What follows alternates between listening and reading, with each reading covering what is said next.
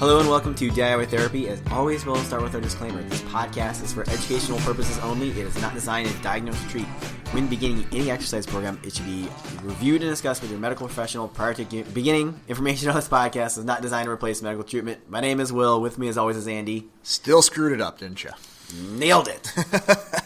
Can't get through that opening line.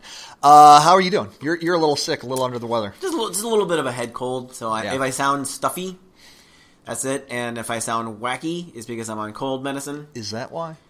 If I sound wackier. There you go. There we go.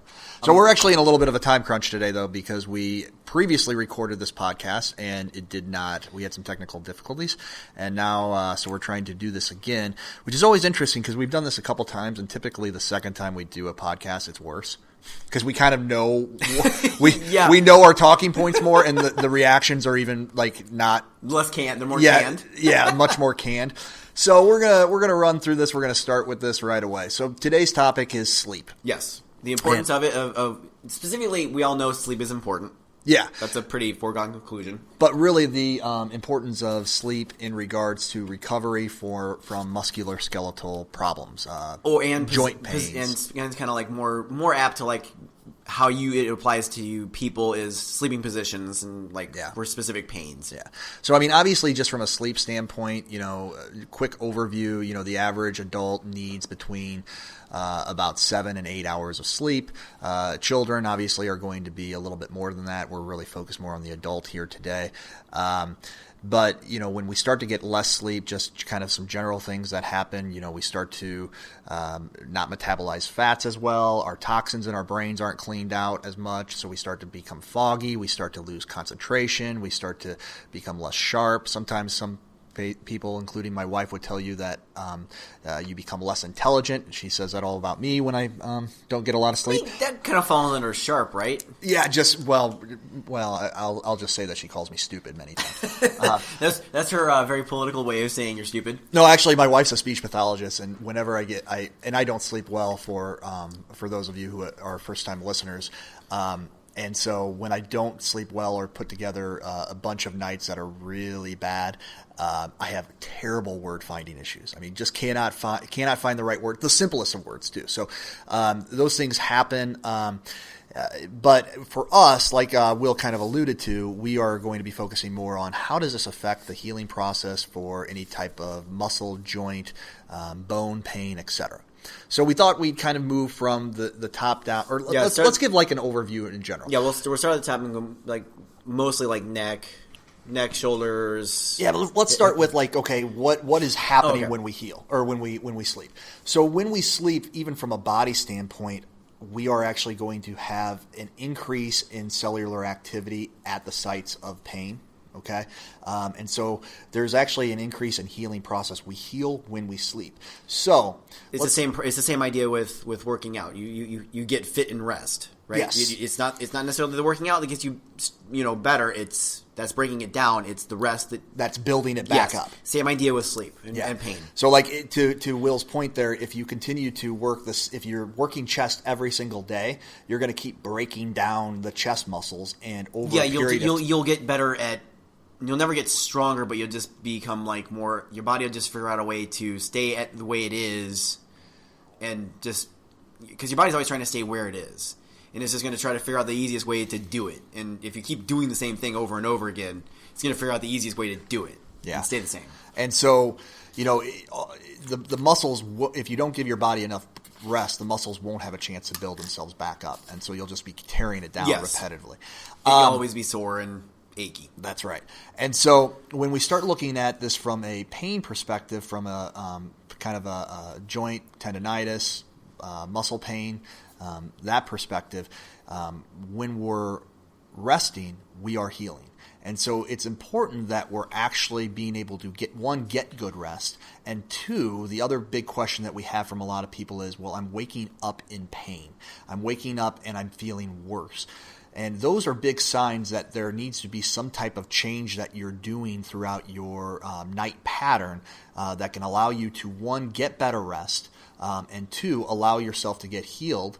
But then on the flip side of that is also you're not losing the opportunity of or I'm sorry, you're not losing the fact that you're actually making things more inflamed while you're sleeping. So it's kind of you're losing a lot if you're not sleeping correctly. And I certainly did not say that very well.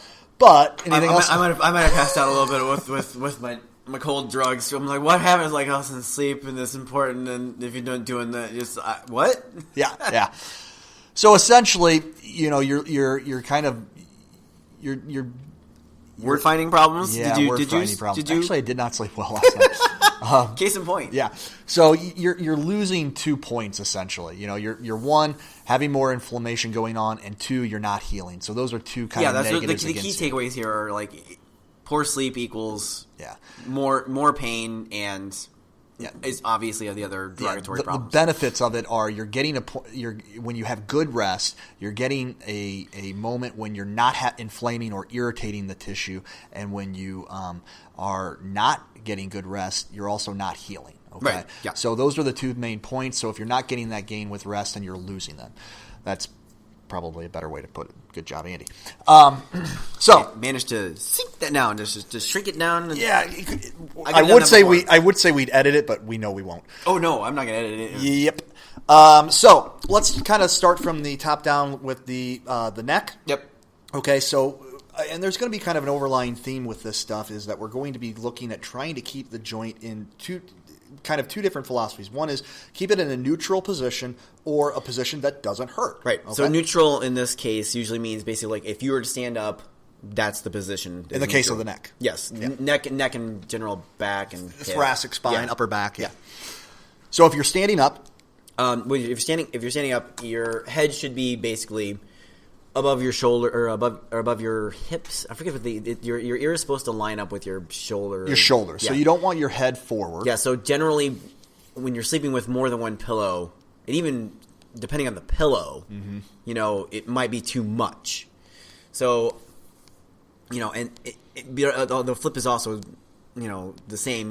If you've been sleeping with like 4 pillows, which is too much, you don't want to just immediately drop it all the way down to 1 or you gotta 0. You kind of slowly work your way down.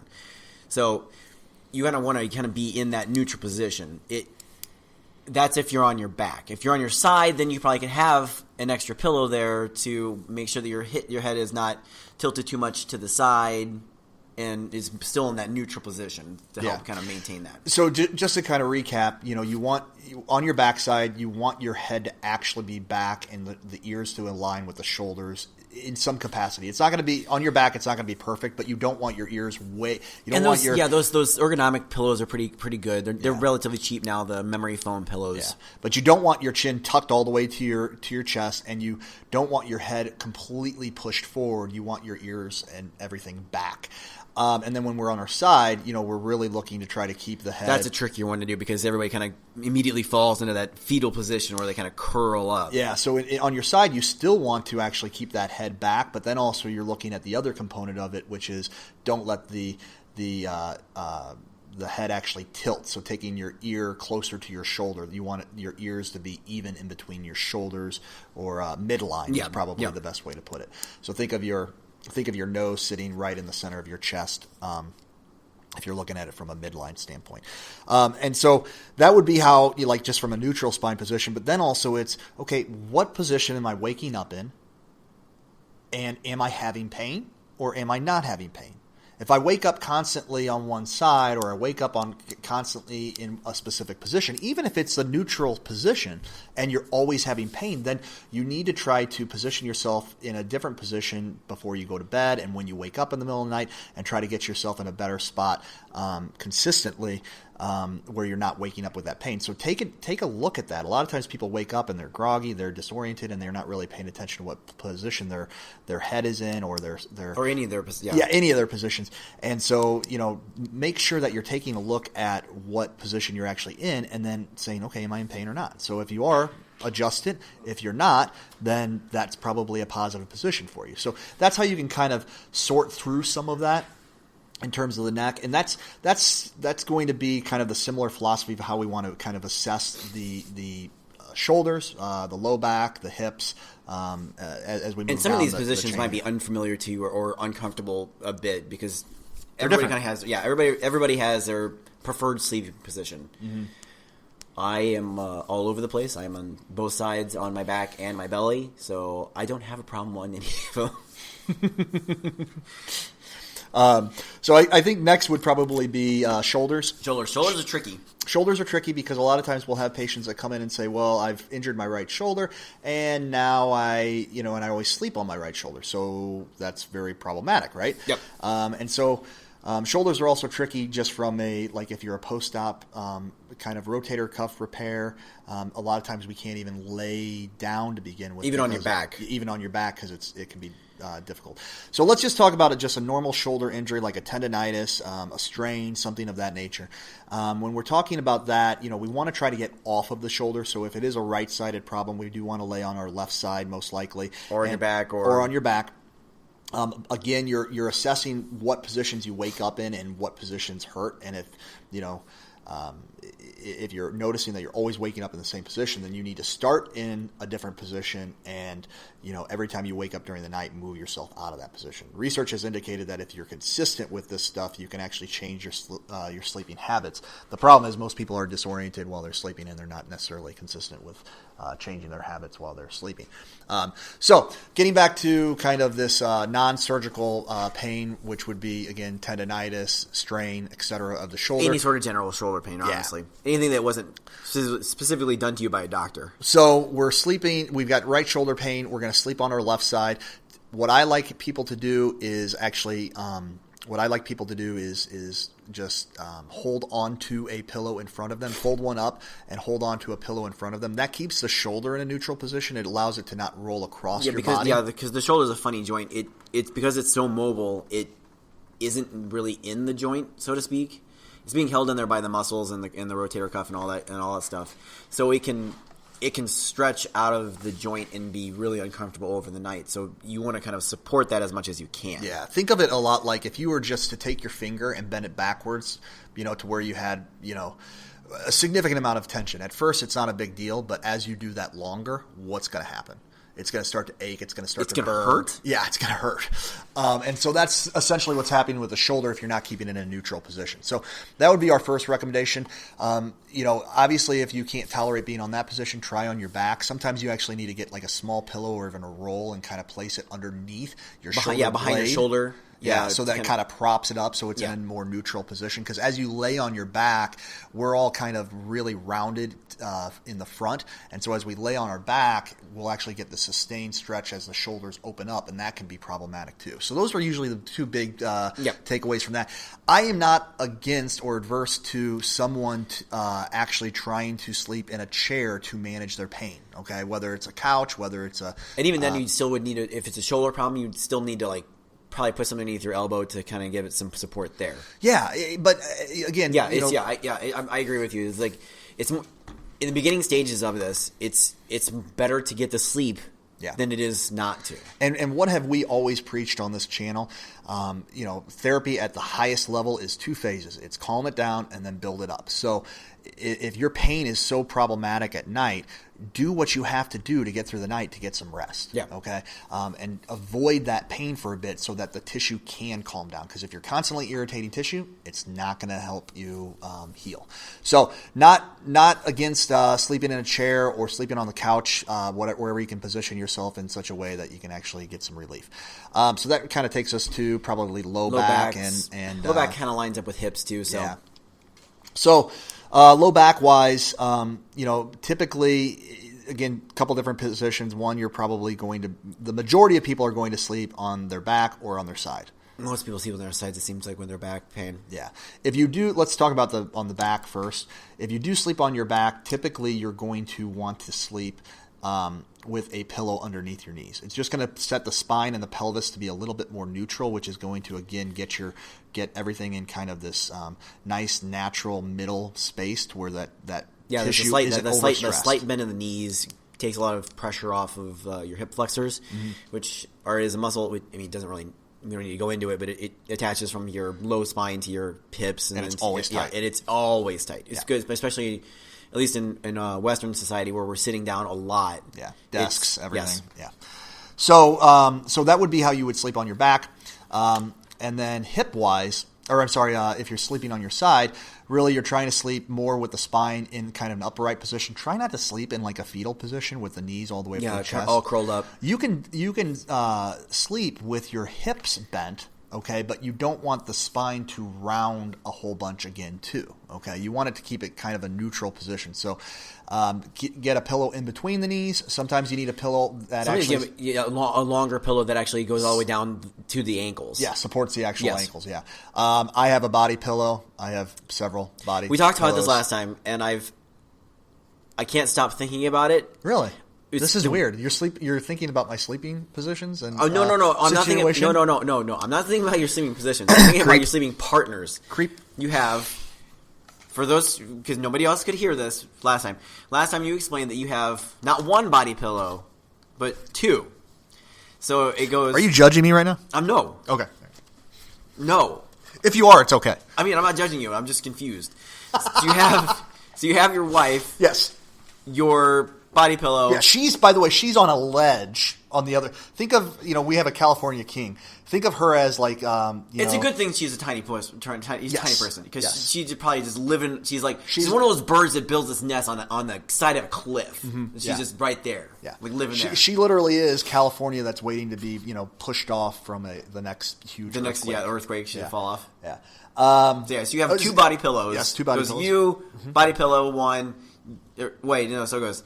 Body pillow one, you. Body pillow, your wife. Yes. And you can't just take a body pillow with you and roll over. No. I have to roll over to this other. And your wife calls these body pillows what? My girlfriends. Okay, so anyway. Moving on. We also have two dogs in the bed too. So yeah, but they're small. I mean, they're small, and we I built a bench on the back towards the feet so that they have their own little king size. Do they use it? Oh yeah, absolutely. Oh, okay. Yeah. All right, moving on. Derailed. Where were we? Oh, hip. Yeah. So if we are having hip pain, same things apply. You're going to try to roll over onto the opposite side of the hip, and then get a pillow. This one you absolutely need to get a pillow in between your legs. Yeah, because I speaking from experience, because I have pretty, I guess, severe hip arthritis. I don't know if it's severe. They said it's severe. The doctor did. I don't know what that means. They don't really know what that means. But anyway, just putting a pillow between just my knees is not enough. It has to be long enough to go to, because even if it's supporting, if you imagine it's a long lever stupid drugs. It's a long level arm, so it's if you're just supporting it, then I know lever arm. So if you're just supporting it at one point, that ankle is still going to twist that hip into a position that it doesn't particularly want to be in. Yeah. So that really, I mean, from a knee standpoint, you just want to keep it in whatever position. Usually not a straightened position. Usually the knee, the pillow behind the knee again. 15 to 25 The fetal degree position again is usually kind of common. If you're and again, a pillow between the knees might feel good because it's just because of the stresses, lateral stresses on it. Yeah, if you're laying on your side, then there's going to be some torque on the lateral aspects of the knee. So getting a pillow in between your knees is going to be good. But that really kind of wraps it up. Yeah. Just get some ankle sleep. pain. Ankle pain. I don't know how to position an ankle during the night. It depends on how you sleep, honestly. Because if you're sleeping on your side, that's usually not too problematic. I don't think. If you're sleeping on your back, you want to try to minimize it from falling too much into, dorsiflexion. Try to keep it in a neutral position. And if you're sleeping on your stomach, that's actually relatively easy. You can just kind of slide yourself down so your toes and the bottom part of your foot are off the bed, so it's in a neutral position. Yep. All right. Wrap it up. I forgot what's happening. Focus. Focus. This podcast is for educational purposes only. It is not designed to diagnose or treat. When beginning any exercise program, it should be reviewed and discussed with your medical professional prior to beginning. Information on this podcast is not designed to replace medical treatment. Remember, treat yourself.